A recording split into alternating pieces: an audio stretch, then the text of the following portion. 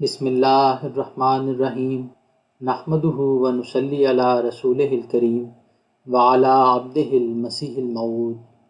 ملفوظات حضرت مسیح موعود علیہ السلام۔ حضرت مسیح موعود و مہدی موعود علیہ السلام فرماتے ہیں، ارکان نماز دراصل روحانی نشست و برخاست کے دو حصے ہیں۔ انسان کو خدا تعالیٰ کے روبرو کھڑا ہونا پڑتا ہے، اور قیام بھی آداب خدمت گارہ میں سے ہے۔ رکوع جو دوسرا حصہ ہے بتلاتا ہے کہ گویا تیاری ہے کہ وہ تعمیل حکم کو کس قدر گردن جھکاتا ہے، اور سجدہ کمال آداب اور کمال تذلل اور نیستی کو جو عبادت کا مقصود ہے ظاہر کرتا ہے۔ یہ آداب اور طرق ہیں جو خدا تعالیٰ نے بطور یادداشت کے مقرر کر دیے ہیں، اور جسم کو باطنی طریق سے حصہ دینے کی خاطر ان کو مقرر کیا ہے۔ علاوہ ازیں باطنی طریق کے اس بات کی خاطر ایک ظاہری طریق بھی رکھ دیا ہے۔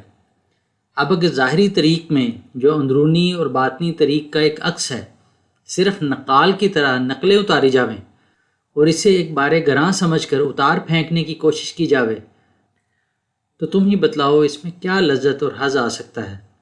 اور جب تک لذت اور سرور نہ آئے اس کی حقیقت کیوں کر متحقق ہوگی؟ اور یہ اس وقت ہوگا جب کہ روح بھی ہمہ نیستی اور تذلل تام ہو کر آستان الوہیت پر گرے، اور جو زبان بولتی ہے روح بھی بولے۔ اس وقت ایک سرور اور نور اور تسکین حاصل ہو جاتی ہے۔ میں اس کو اور کھول کر لکھنا چاہتا ہوں کہ انسان جس قدر مراتب طے کرے انسان ہوتا ہے، یعنی کہاں نطفہ، بلکہ اس سے بھی پہلے نطفے کے اجزاء یعنی مختلف قسم کی اغذیہ اور ان کی ساخت اور بناوٹ، پھر نطفے کے بعد مختلف مدارج کے بعد بچہ، پھر جوان، بوڑھا۔ غرض ان تمام عالموں میں جو اس پر مختلف اوقات میں گزرے ہیں اللہ تعالیٰ کی ربوبیت کا معترف ہو، اور وہ نقشہ ہر آن اس کے ذہن میں کھینچا رہے، تو ہی وہ اس قابل ہو سکتا ہے کہ ربوبیت کے مد مقابل میں اپنی عبودیت کو ڈال دے۔ غرض مدعا یہ ہے کہ نماز میں لذت و سرور بھی عبودیت اور ربوبیت کے ایک تعلق سے پیدا ہوتا ہے۔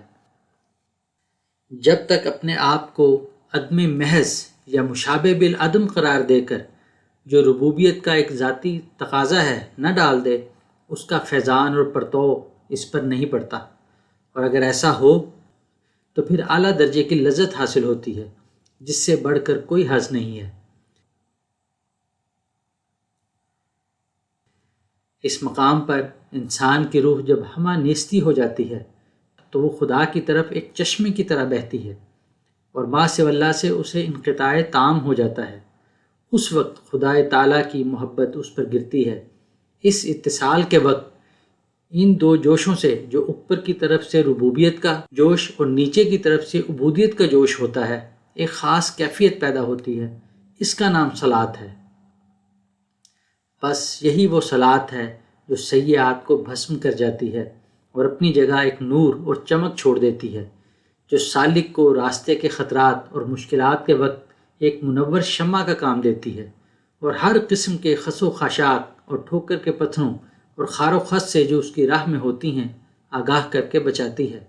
اور یہی وہ حالت ہے جب کہ ان الصلاۃ تنہی عن الفحشاء والمنکر کا اطلاق اس پر ہوتا ہے، کیونکہ اس کے ہاتھ میں نہیں اس کے شمع دان دل میں ایک روشن چراغ رکھا ہوا ہوتا ہے۔ اور یہ درجہ کامل تذلل، کامل نیستی اور فروتنی اور پوری اطاعت سے حاصل ہوتا ہے۔ پھر گناہ کا خیال اسے آ کیوں کر سکتا ہے، اور انکار اس میں پیدا ہی نہیں ہو سکتا، فحشاء کی طرف اس کی نظر اٹھ ہی نہیں سکتی۔